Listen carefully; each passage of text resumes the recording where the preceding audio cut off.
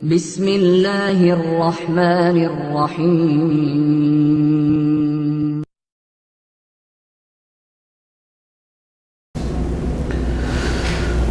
بسم اللہ الرحمن الرحیم وَإِذَا وَقَفَ عَلَى الْفُقَرَاءِ أَوِ الْعَلَوِيَّةِ انصرف إِلَى مَنْ فِي بَلَدِ الْوَاقِفِ مِنْهُمْ وَمَنْ حَضَرَهُ۔ گزشتہ دو درسوں میں یہ بات ہو رہی تھی کہ اگر کوئی شخص وقف کرتا ہے کہ میں وقف کر رہا ہوں مسلمانوں کے لیے، تو مسلم سے مراد کون ہوگا؟ یا اگر ایک شخص وقف کرتا ہے کہ میں یہ وقف کرتا ہوں امامیہ کے لیے، تو اس سے مراد کون ہوں گے؟ یا اگر کہتا ہے وقف کرتا ہوں شیعہ کے لیے، تو شیعہ سے مراد کون ہوں گے؟ یہ بحث مکمل ہو گئی۔ آج کا جو درس ہے یہاں پر بھی در حقیقت 3 سوالوں کے جواب ہیں، پوری توجہ۔ کیسے؟ پہلا سوال، ایک شخص وقف کرتا ہے کہ میں یہ مال وقف کر رہا ہوں فقراء کے لیے، تو سوال یہ ہے کہ آیا فقراء بلد وقف مراد ہیں یا فقراء بلد الواقف مراد ہیں؟ پوری توجہ۔ بندہ رہتا ہے اسلام آباد میں، چیز وقف کر رہا ہے لاہور میں، لاہور ہوگا بلد الوقف، اسلام آباد ہوگا بلد الواقف۔ یہ جو کہہ رہا ہے کہ میں وقف کر رہا ہوں فقراء کے لیے، آیا اس سے مراد واقف کے اپنے شہر کے فقراء مراد ہوں گے، یا اس سے مراد جہاں وہ مال وقف موجود ہے اس شہر کے فقراء مراد ہوں گے؟ کون ہوں گے؟ ایک یہ سوال ٹھیک ہو گیا جی۔ اچھا، دوسرا سوال یہ ہے کہ آیا جو لوگ اس بلد الوقف یا بلد الواقف میں موجود ہوں گے بالفعل، بس فقط انہی کو دے دیں تو ٹھیک ہے، یا نہ جو ہیں تو اس شہر کے لیکن غائب ہیں، ابھی موجود نہیں ہیں، تو ان کا حصہ رکھنا بھی ضروری ہوگا؟ یہ سوال ہے۔ آیا موجود فقراء کو دے دیں تو ذمہ بری، یا غائبین کا حصہ بھی اس میں سے رکھنا ہوگا؟ ایک یہ سوال۔ تیسرا سوال، اس نے جو کہا ہے کہ میں یہ وقف کرتا ہوں فقراء کے لیے، فرض کرتے ہیں کہ ہم کہتے ہیں ان فقراء سے مراد واقف کے اپنے شہر کے فقراء مراد ہوں گے، فرض مسئلہ یہ ہے، تو پھر بات یہ ہوگی آیا اس فقراء بلد واقف سے مطلب یہ ہوگا کہ آیا استیعاب شرط ہے یا استیعاب شرط نہیں ہے؟ یہ سوال ہے، اس کا جواب اس پیرے میں ہے۔ استیعاب کا مطلب یہ ہوگا یعنی جتنے بھی فقراء ہیں، یعنی جو بھی صفت فقر سے متصف ہیں، تمام کو دینا واجب ہے، یہ ہو جائے گا استیعاب۔ یا نہ اگر اس شہر کے فقراء میں سے بعض کو دے دیں اور بعض کو نہ دیں تو بھی ذمہ داری، تو بھی فریضہ ادا ہو جائے گا۔ حکم کیا ہے؟ اب یہ 3 سوال ذہن میں رکھیں گے، عبارت خود بخود آپ کی حل ہو جائے گی۔ پہلا سوال کہ ان فقراء سے مراد مثلاً بلد الواقف، بلد الوقف اس کے فقراء مراد ہیں یا مطلق؟ نمبر 2 یہ ہوگا آیا فقط جو موجود ہوں گے وہی موقوف علیہ قرار پائیں گے یا جو غائب ہوں گے اس وقت فرض کرو نہیں ہیں آیا ان کا حصہ بھی اس میں ہوگا؟ اور تیسرا سوال یہ ہے کہ آیا استیاب شرط ہے، یعنی جتنے بھی اس صفت سے متصف ہیں جن کے لیے مال وقف کیا گیا ہے آیا ان سب کو مکمل پورا کو دینا ضروری ہے، وہ موقوف علیہ کا حصہ ہیں، یا نہ ان میں سے بعض کو بھی اگر دے دیا جائے حوالے کر دیا جائے تو بھی فریضہ ادا ہو جائے گا؟ یہ 3 سوال ہیں جن کا جواب شہید رحمت اللہ علیہ نے اپنے اس انداز میں بیان فرمایا۔ خوب، شہید فرماتے ہیں وَإِذَا وَقَفَ عَلَى الْفُقَرَاءِ، اگر کوئی شخص اپنا مال وقف کرتا ہے فقراء کے لیے، اوِّل علویہ، یا کہتا ہے کہ میں یہ اپنا مال وقف کرتا ہوں علوی سادات کے لیے، نقوی سادات کے لیے، کالمی سادات کے لیے، بیماروں کے لیے، فرض کرو ان کے لیے وقف کرتا ہے، یا علویہ یا فقراء ایسی مطلب استعمال کرتا ہے اصطلاح، انصرف الی من فی بلد الواقف منہم، تو فقراء اب اس وقت کا انصراف کیا ہوگا؟ یعنی وقف منصرف ہوگا، وقف انہی کے لیے ہوگا جو لوگ واقف کے شہر میں ہوں گے، یعنی شخص واقف کے شہر میں موجود فقراء موقوف علیہ ہوں گے، موجود سادات علوی موقوف علیہم ہوں گے۔ پوری توجہ، یعنی شہید اول کے نزدیک بالاد الوقف مراد نہیں ہے بلکہ بالاد الواقف، واقف کے اپنے شہر کے جو ہوں گے وہ ہوں گے۔ یہ ہو گیا پہلے سوال کا جواب جو شہید کی نظر ہے۔ دوسرا سوال کا جواب یہ دیتے ہیں، فرماتے ہیں وَمَنْ حَضَرَهُ، جو لوگ اس واقف کے شہر میں موجود ہوں گے، واقف انہی کے لیے ہوگا، یعنی وہی لوگ موقوف علیہ قرار پائیں گے۔ کیا مطلب؟ شہید ثانی نے بہت پیاری شرح فرمائی۔ شہید ثانی فرمایا اس کا مطلب یہ ہے بے معنی جواز الاقتصار علیہم، یعنی واقف کے شہر میں موجود فقراء یا سادات علوی یا سادات حسینی، بس انہی پر اقتصار کرنا، یعنی مال موقوف کو انہی کے حوالے کرنا جائز ہے۔ من غیر ان یتتبع غیرہم ممن یشملہ الوعد، یعنی یہ ضروری نہیں ہے کہ ہم وہاں تحقیق کریں کہ جو شخص بھی صفت فقر یا علوی سے موصوف ہے ان کی جستجو کریں اور ان سب کو جا کر دیں،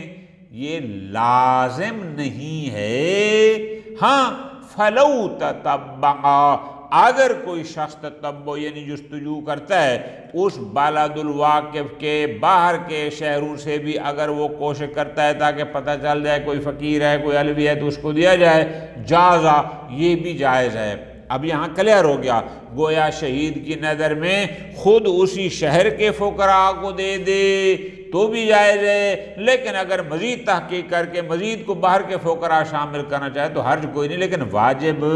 نہیں۔ اسی طرح شہید ثانی مزید فرماتے ہیں وَقَضَى لَا يَجِبُ انتظار من غاب منہم عند القسمہ،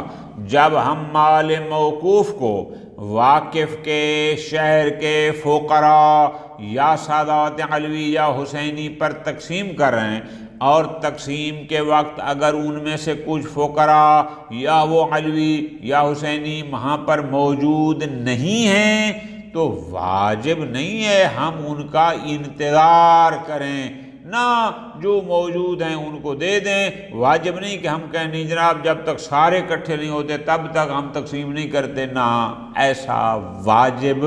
نہیں۔ تیسرا سوال فرماتے ہیں وَحَلْ يَجِبُ اسْتِيعَابُ مَنْ حَضَرَ، وہ جو میں نے اذان آپ کو درج کی، اچھا شہر واقف یعنی بلد الواقف میں موجود جتنے فقراء ہیں یا سادات علوی یا حسینی ہیں، آیا استیعاب واجب ہے؟ استیعاب کا مطلب جیسے میں نے آپ کو آسان گزارش کی ہے کہ آیا ان تمام افراد پر 50 بندہ ہے تو 50 کے 50 کو، 100 ہے تو 100 کے 100 کو، جتنے بھی آئیں آیا سب کو دینا واجب ہے؟ شہید ثانی فرماتے ہیں ظاہر العبارت ذالک، شہید اول رحمت اللہ علیہ کی عبارت سے تو لگتا ہے کہ استیعاب واجب ہے، چونکہ انہوں نے فرمایا ہے وَمَنْ حَضَرَ، جو حاضر ہیں، اس کا مطلب ہے جتنے بھی ہیں ان سب کو دینا واجب ہوگا۔ کیوں؟ بنان، شاید دلیل یہ ہے کہ ان الموقوف علیہ، کہ یہاں پر جو فقیر ہونے کی بنیاد پر موقوف علیہ واقع ہو رہے ہیں، یا سادات علوی یا حسینی ہونے کی بنیاد پر موقوف علیہ واقع ہو رہے ہیں، یہ سارے فقراء یا علوی یا حسینی یستحق، اس مال وقف کے مستحق ہیں، علی جہت الاشتراک، اس لحاظ سے کہ یہ سارے کے سارے اس مال موقوف میں شریک ہیں۔ تو جب سارے شریک ہیں تو پھر واجب ہے کہ سب کے سب کو اس میں سے شامل کیا جائے، حصہ دیا جائے۔ لا علی بیان وجہ المصرف، ایسا نہیں ہے کہ جیسے کتاب و زکوٰۃ میں ہم کہتے ہیں کہ 8 لوگوں کا بیان ہے، وہاں ہم کہتے ہیں کہ وہاں فقط مصرف کا بیان کیا گیا ہے کہ زکوٰۃ ان لوگوں کو دی جا سکتی ہے، لیکن یہ ضروری نہیں کہ ان میں سے ہر کو دی جائے، نہیں، فقط فقراء کو دے دیں، فقط مساکین کو دے دیں وغیرہ، فقط ابن سبیل کو دے دیں تو بھی جائز ہے، لیکن فرماتے ہیں یہاں پر ہیں علی جہت الاشتراک، کہ وہ سارے فقراء یا علوی اس میں شریک ہیں، تو جب شریک ہیں تو پھر استیعاب ضروری ہوگا، یعنی موجود تمام افراد کو دینا ہوگا۔ لا علی وجہ بیان المصرف، وہ اس مال موقوف میں فقط اس حضرہ سے مستحق نہیں ہے کہ وہ بھی فقیر ہیں اور مصرف بیان کیا گیا ہے، بس کسی کو دیں کسی دیں فرق نہیں پڑتا، بخلاف زکوٰۃ، بخلاف زکوٰۃ کے، بھئی زکوٰۃ کے جو 8 لوگ مستحق ہیں، پوری توجہ،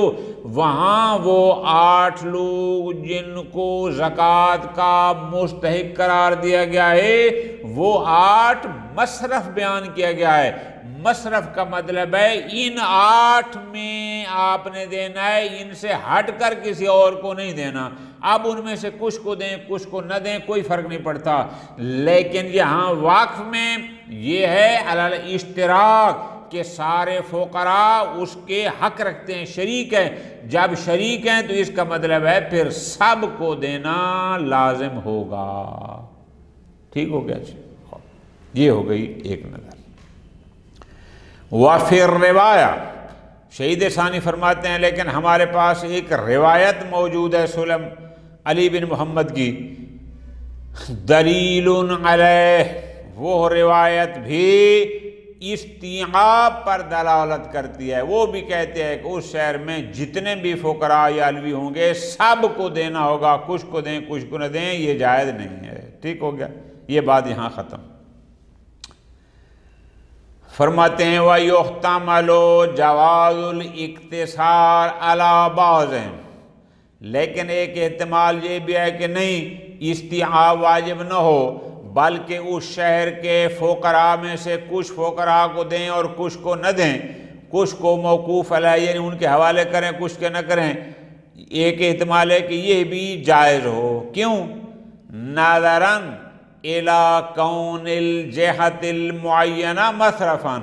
اس لحاظ سے کہ ٹھیک ہے اس نے کہا ہے کہ میں اپنا مال فقراء کے لیے وقف کر رہا ہوں، لیکن یہ جو اس نے فقراء کی بات کی ہے یا علوی یا حسینی سادات کی بات کی ہے، یہ فقط اس نے مصرف بیان کرنے کے لیے کہ علوی سادات مقصود ہیں، کوئی اور مراد نہیں ہے، یا فقراء موقوف علیہ ہیں، کوئی اور نہیں ہے۔ ممکن ہے کہ اس کی مراد فقط یہ بیان کرنا ہو، تو احتمال بہرحال ہے۔ وَعَلَى الْقَوْلَيْنِ، بہرحال ہم چاہے استیعاب کے قائل ہوں یا استیعاب کے قائل نہ ہوں، شہید ثانی فرماتے ہیں لا يجوز الاقتصار على اقل من ثلاثہ، لیکن ایک بات طے ہے، آپ استیعاب کے قائل ہوں یا نہ ہوں، لیکن 3 سے کم افراد کو دینا کسی بھی صورت میں جائز نہ ہوگا۔ وجہ یہ ہے مراعاتً لصیغۃ الجمع، اس نے کہا ہے کہ میں وقف کرتا ہوں فقراء، تو کم از کم جمع 3 پر بولی جاتی ہے، 1 یا 2 پر نہیں، لہذا کم از کم 3 افراد کو دینا تو ہر حال میں لازم ہوگا۔ ٹھیک ہو گیا جی، ختم۔ ایک اور سوال چوتھا، وہ یہ ہے اچھا چلو ہم استیعاب کے قائل ہوں یا استیعاب کے قائل نہ ہوں، کم از کم 3-4 افراد کو تو دینا ہی دینا ہے، کیا واجب ہے کہ سب کو برابر برابر تقسیم کیا جائے یا کسی کو کم اور کسی کو زیادہ بھی دے سکتے ہیں؟ یہ سوال ہو گیا۔ جواب فرماتے ہیں نعم لا تجب التسویۃ بینہم، اب چاہے ہم استیعاب کے قائل ہوئے یا نہ ہوئے، لیکن ایک بات تو طے ہے کہ ہم نے 3 افراد یا 3 سے زائد کو دینا ہے، لیکن ان کو برابر برابر دینا واجب نہیں ہے۔ لا تجب التسویہ، کہ سب کو برابر دینا، ہاں خصوصاً ما اختلافہم فی المزیہ، البتہ خاص کر اگر ترجیحات میں اختلاف ہو کہ ایک بندہ فقراء میں سے وہ ہے جس کے پاس کھانے کو کچھ نہیں، دوسرا وہ ہے نہ اس کے پاس کھانے کو کچھ ہے نہ اس کے پاس بیمار بھی ہے اور بیماری کے پیسے بھی نہیں ہیں، یعنی اس میں کچھ اضافی چیزیں بھی موجود ہیں، تو اگر ایسا ہو کہ کسی خصوصیت کی بنیاد پر ایک نسبتاً زیادہ مستحق کو، تو ایسی صورت میں زیادہ مستحق کو زیادہ دیا جائے گا اور دوسرے کو اس نسبتاً کم، لہذا سب کو برابر دینا واجب نہیں۔ بخلاف الوقف علی المنحصرین، لیکن اگر وہ وقف اس طرح فقراء یا سادات علوی نہیں بلکہ چند معین افراد کے لیے ہو، میں یہ مکان وقف کر رہا ہوں حسن، حسین، علی اور ان کی آنے والی نسلوں کے لیے، اب چونکہ یہاں معین ہیں، منحصر ہیں، یجب التسویۃ بینہم، اب واجب ہے کہ تینوں کو برابر برابر دیا جائے، اور وہ بھی بالاستیعاب، تینوں کو دیں، ایسا نہیں کہ ان میں سے 3 میں سے 2 کو دیں اور 1 کو نہ دیں، ایسا نہیں۔ ٹھیک ہو گیا جی، یہ بات یہاں ختم۔ آگے ایک نوٹ، شہید ثانی رحمت اللہ علیہ فرماتے ہیں ایک نوٹ کہ ان الموجودہ فی نسخ الکتاب بلد الواقف، ہم نے پیچھے کہا ہے کہ اگر ایک شخص نے کوئی مال فقراء کے لیے یا سادات علوی یا حسینی کے لیے وقف کیا ہے، تو ہم نے پیچھے کہا ہے کہ اس سے مراد اس واقف کے شہر کے فقراء ہوں گے، اس واقف کے اپنے شہر کے علوی یا حسینی سادات ہوں گے۔ ٹھیک ہے جی، فرماتے ہیں شہید ثانی کہ لمع کی جتنی کتابیں ہمارے پاس موجود ہیں ان سب میں تو بالد الواقف کے فقراء یا وہ سادات علوی یا حسینی مراد ہیں۔ آگے فرماتے ہیں والذی دلت علیہ الروایہ، لیکن اگر ہم روایت کو دیکھیں وذاکرہ الاصحاب، روایت بھی اس بارے میں علماء کرام نے بھی، دیگر نے، خود شہید اول نے بھی دروس میں کیا فرمایا، وہ ہے اعتبار و بلد الواقف للواقف، کہ نہیں فقراء یا ان سادات سے مراد واقف کے شہر کے فقراء ہوں گے، نہ کہ واقف کے۔ میں نے آپ کو بڑی آسان مثال دی، واقف بیٹھا ہے اسلام آباد میں، مال وقف کر رہا ہے لاہور میں، لاہور ہوگا بالاد الواقف اور اسلام آباد کہلائے گا بالاد الواقف۔ فرماتے ہیں روایت بھی، دیگر علماء کرام کے فتاوی بھی، خود شہید اول کی اپنی نظر بھی اپنی کتاب دروس میں یہ ہے کہ معیار بالاد الواقف کے فقراء ہیں، نہ کہ بالاد الواقف کے۔ شہید ثانی اپنی نظر دے رہے ہیں، فرماتے ہیں وَهُوَ اجود، میرے نزدیک بھی اجود یہ ہے کہ بالاد الواقف کے فقراء مراد ہیں، مقصود ہیں، نہ کہ بالاد الواقف کے۔ الخامسہ، اب یہ پانچواں اور آخری مسئلہ ہے کتاب الوقف کا، وہ یہ ہے، پوری توجہ، میں یہ مکان واقف کرتا ہوں حسن، حسین، علی کے لیے۔ ٹھیک ہو گیا، مکان وقف ہو گیا، حسن، حسین اور علی کے حوالے کر دیا گیا۔ ان تین لوگوں نے اس مکان کو اپنی ضروریات پوری کرنے کے لیے، پوری توجہ، آگے کرائے پر دے دیا، کرایہ نامہ ہو گیا۔ مثال ہم دیتے ہیں، 1 سال کے کرائے پر دے دیا۔ مہینہ گزرا تھا کہ 1 مہینے بعد کوئی ایسا سانحہ پیش آیا، کوئی ایسی صورت پیش آئی کہ حسن، حسین اور علی یہ تینوں فوت ہو جاتے ہیں۔ ترتیب یاد رکھنا، اب پہلے مرحلے میں تھے حسن، حسین اور علی، اس نے کہا تھا یہ اور بعد میں ان کی اولاد۔ اب یہ تینوں اگر اکٹھے چلے گئے، مکان دیا ہوا تھا کرائے پر 1 سال کے لیے، ابھی کرایہ دار نے گزارا تھا 1 مہینہ، 11 مہینے ابھی رہتے ہیں۔ سوال مقدر یہ ہے کہ آیا ابھی 11 مہینے ان کا دیا ہوا وہ مکان کرائے کا ابھی اس کرائے پر اجارہ پر چلتا رہے گا، یا ان کے فوت ہوتے ہی وہ کرایہ نامہ، وہ اجارہ باطل ہو جائے گا؟ یہ ہے سوال، پوری توجہ، ٹھیک ہے جی۔ انہوں نے علمی اصطلاح استعمال کیے ہیں کہ جو حسن، حسین اور علی جو پہلے تھے ان کو کہا جاتا ہے بطن اول، یعنی موجودہ نسل جو ہے، بعد والے کہلائیں گے بطن ثانی، دوسری نسل، پھر تیسری نسل، ثالث الی آخری۔ اب انہوں نے جو علمی اصطلاح استعمال کیا اس کے مطابق یہ کہا ہے کہ اگر باطن اول نے، یعنی جو موجودہ نسل موجود تھے، انہوں نے چیز کرائے پر دی، کسی وجہ سے اللہ نہ کرے کوئی ایسا سانحہ پیش آ گیا کہ وہ تینوں کے تینوں، 4 جو بھی تھے وہ سارے ختم ہو گئے، فوت ہو گئے، تو آیا کرایہ چلتا رہے گا یا ختم ہو جائے گا؟ سوال ذہن میں آ گیا؟ اب اس کا جواب فرماتے ہیں اذا آجر الباطن الاول الوقف، اگر باطن اول سے مراد کیا؟ یعنی یہی موجودہ نسل، میں نے آپ کو مثال بڑی آسان بنا کے دے دی ہے، انہوں نے اپنے اس مال موقوف کو، ان موقوف علیہم نے اس مال موقوف کو کرائے پر دے دیا۔ ثمن قرضوا، بعد میں کوئی ایسی صورت پیش آئی، اللہ نہ کرے ان قرضوا، کہ وہ باطن اول، وہ جو موجودہ مفراد تھے وہ سارے کے سارے ختم ہو گئے، فوت ہو گئے مثال کے طور پر۔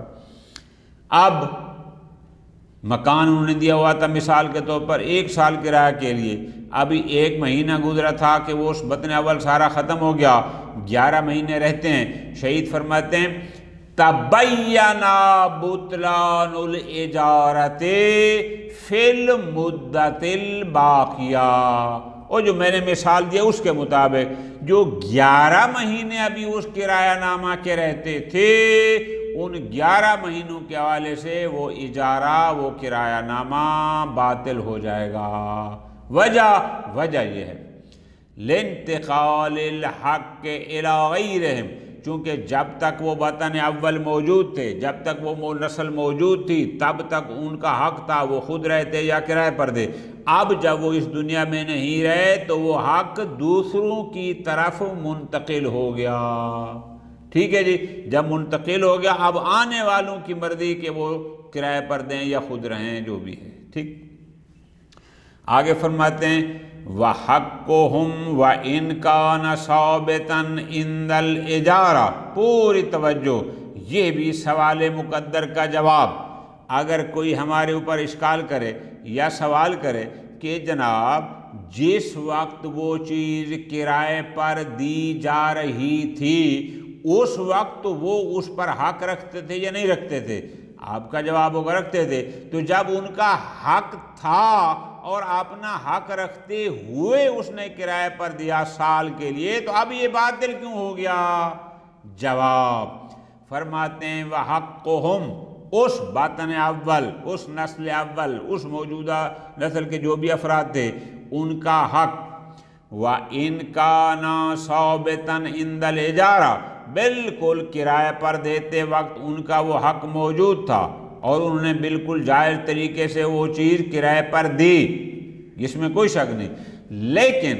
إِلَّا أَنَّهُ مُقَيَّدٌ بِحَيَاتِهِمْ، لیکن ان کا وہ حق یعنی وطن اول کا اس نسل کا حق مقید تھا بحیاتہم، کہ جب تک وہ زندہ ہیں یہ حق رکھتے ہیں، جب نہیں ہوں گے تو اب وطن ثانی بعد والوں نے آنا ہے، تو ان کا وہ حق ان کی زندگی کے ساتھ مقید تھا جب تک زندہ ہیں۔ اب جب زندہ نہیں رہے تو ظاہر ہے ان کا وہ حق بھی نہیں رہا۔ لا مطلقہ، یعنی ان کا حق ایسا نہیں تھا کہ وہ فوت بھی ہو جائیں پھر بھی ان کا حق باقی رہے گا، ایسا نہیں ہے۔ بس فرماتے ہیں فَكَانَتِ الصِّحَّةُ فِي جَمِيعِ الْمُدَّةِ، اب اس وطن اول نے جو موجودہ نسل تھی انہوں نے جو اس کو کرائے پر دیا اور ان کا وہ کرایہ نامہ صحیح تھا، تو ہم کہتے ہیں بالکل اجارہ صحیح ہے، کرایہ صحیح ہے، پوری مدت کے لیے صحیح ہے، لیکن مراعاتاً باستحقاقہم لہ، اس لحاظ سے کہ جب تک ان کا اس پر حق ہے تب تک ان کا یہ اجارہ اور یہ کرایہ نامہ بھی صحیح ہے۔ اب ظاہر ہے اس میں کوئی شک نہیں کہ جب تک زندہ تھے ان کا اس پر حق تھا، تب تک اتنی مدت کے لیے وہ اجارہ اور کرایہ نامہ بھی صحیح ہے۔ اب جب وہ فوت ہو گئے سارے، ان میں سے کوئی نہیں رہا، تو فرماتے ہیں اب ان کا حق بھی نہیں رہا، جب حق نہیں رہا تو اس لحاظ سے وہ کرایہ نامہ بھی ان کا باطل ہو جائے گا۔ اب وطن ثانی والوں کی مرضی کہ وہ خود رہیں یا کرائے پر دیں، ٹھیک۔ اب مثال دے رہے ہیں، مثلا حتی لو آجروہا مدتاً یقطع فیہا بعدم بقائہم الیہا عادتاً فالزائد باطل من الابتداء۔ بڑی پیاری مثال ہے، اگر تھوڑا سا غور کریں۔ مثال دے رہے ہیں، مثلا یہ جو وطن اول تھا، جو موجودہ 3-4 افراد تھے، انہوں نے اس مکان کو کرائے پر دے دیا، کیا کہا کہ ہم آپ کو یہ مکان جو ہمارے لیے وقف تھا کرائے پر دیتے ہیں 150 سال کے لیے، جبکہ عادتاً جو روٹین چل رہی ہے، عادتاً کوئی بندہ 150 سال خود زندہ نہیں رہتا، یعنی ایوریج عمر آج کل کے دور میں 150 سال تو ہے نہیں۔ ہاں کوئی شاذ و نادر بندہ ہو تو ظاہر ہے آپ اس کو مثال کے طور پر پیش نہیں کر سکتے۔ اب عادتاً یعنی اتنی لمبے عرصے کے لیے انہوں نے کرائے پر دیا کہ عادتاً اتنا لمبا عرصہ لوگ زندہ نہیں رہتے، تو فرماتے ہیں فَزَائِدُ، جو اوسط عمر سے زیادہ انہوں نے کرائے پر دیا تھا،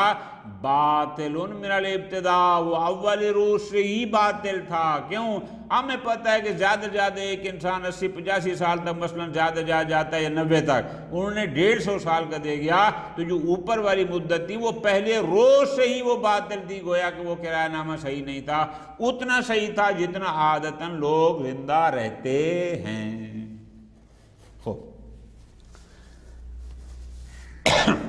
वला युबाहु लहुम अख्ज़ु क़िस्तिही मिनल उजरा, और ये लोग जो शरीफ 150 साल के लिए किराए पर दे रहे हैं, फरमाते हैं जितना अरसा आदतन लोग जिंदा नहीं रहते और उन्होंने दे दी, तो औसत उम्र से जो ज्यादा वाली ऊपर वाली मुद्दत के लिए वो किराए पर दे रहे हैं, असलन उनका उस उजरत में से, उस किराया से उतना माल लेना ही सही नहीं है। उन्होंने कहा जी हम आपको मकान दे रहे हैं 150 साल के लिए किराए पर, आप हमें 2 करोड़ रुपए देंगे, तो अब ये देखा जाएगा कि जनाब 80-90 साल तक किराया अगर देते तो उसका कितना किराया बनता था और 150 साल का कितना है, तो जो 80-90 साल से ऊपर वाली मुद्दत का किराया होगा सिरे से उनके लिए लेना ही जायज नहीं था। ठीक है जी। अब फिर कोई हमारे ऊपर इश्काल कर दे, जनाब जिंदगी बहुत 1 मिनट का पता नहीं, अभी हम क्लास पढ़ रहे हैं, अब हमें कन्फर्म नहीं है कि हम क्लास पूरी पढ़ेंगे या इससे पहले ही मलकुल मौत हमें ले जाएगा। तो जब इतना हमें कन्फर्म नहीं है तो हम 70-80 साल का हिसाब कैसे लगाएंगे?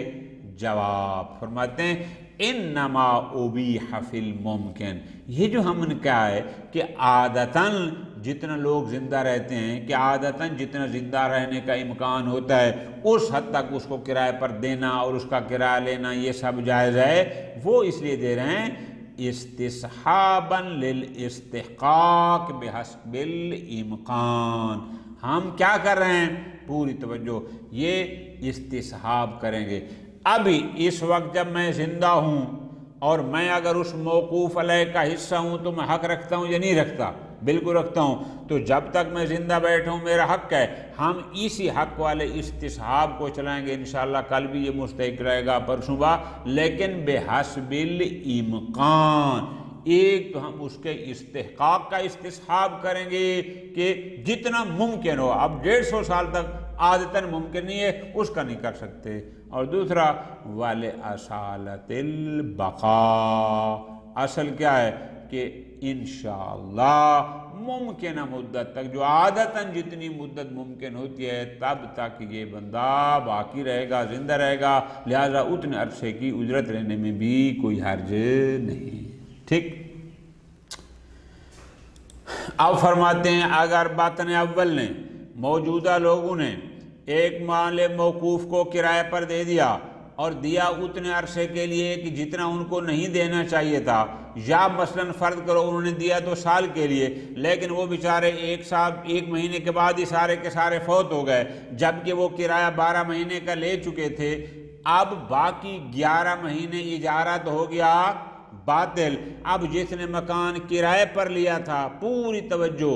मकान किराए पर लिया था 12 महीने के लिए, कर्जा भी दे चुका है 12 महीने का, 1 महीने के बाद बतन अव्वल वो जो मौजूदा लोग थे वो सारे मर गए, हमने कहा इजारा बातिल, तो बाकी 11 महीने का वो जो किराया दे चुका है वो किससे लेगा? सवाल समझ आ गया? जवाब फरमाते हैं वहैसो तब्तुलु फी बादिल मुद्दा, अगर मौकूफ़ अलैह ने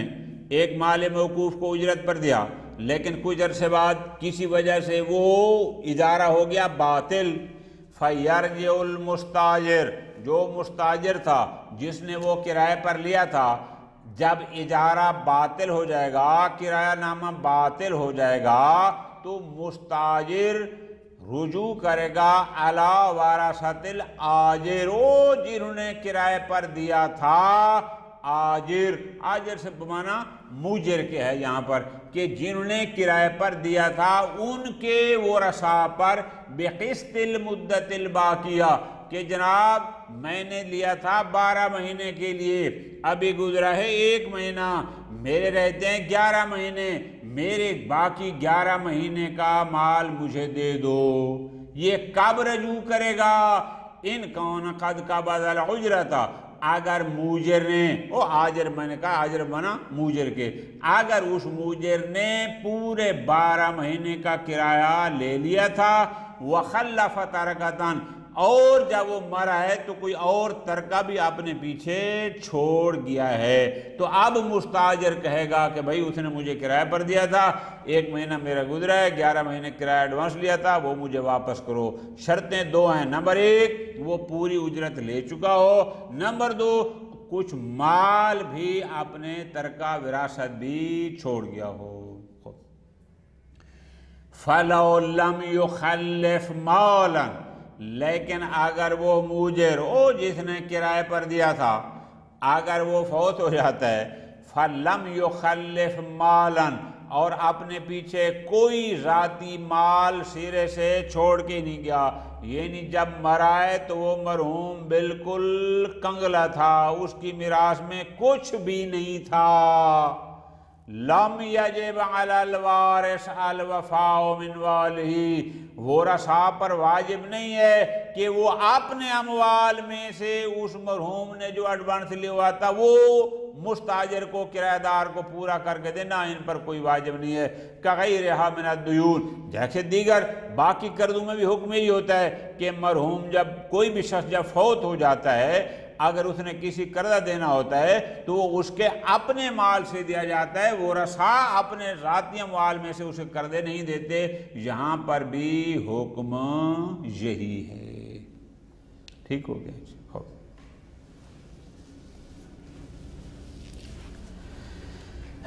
آگے فرماتے ہیں ھذا اذا کان قد آجرھا لمصلحتہ، یہ ساری بات اس صورت میں ہے کہ اس بطن اول میں، یعنی وہ لوگ جو موجودہ تھے اور انہوں نے کرایہ پر دیا تھا 12 مہینے کے لیے، اگر انہوں نے کرایہ پر دیا تھا لمصلحتہ، یعنی اپنی ذاتی فائدے اور مصلحت کے لیے، بعض اوقات توجہ کرنے میری جان،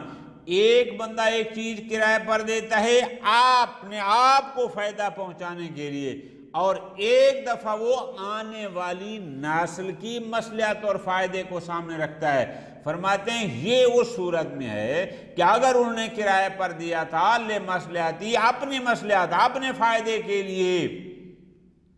او لم یکن ناظرا، یا انہوں نے کرایہ پر دیا تھا جبکہ وہ ناظر متولی بھی نہ تھے اور دیا تھا، لیکن فلو کون ناظرا، لیکن اگر وہ موجر متولی تھا، ناظر تھا، وآجرھا لمصلحت البطول، اور اس نے اس مکان کو کرایہ پر دیا تھا آنے والی نسلوں کے فائدہ کے لیے، لم تبطل الاجارہ، اب اس کے فوت ہونے سے وہ عقد اجارہ باطل نہ ہوگا۔ یہ نکتہ سامنے رکھتا ہے۔ اس طرح فرماتے ہیں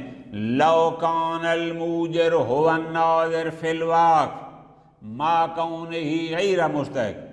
اگر کرائے پر دینے والا اس وقف کا متولی تھا، ناظر تھا،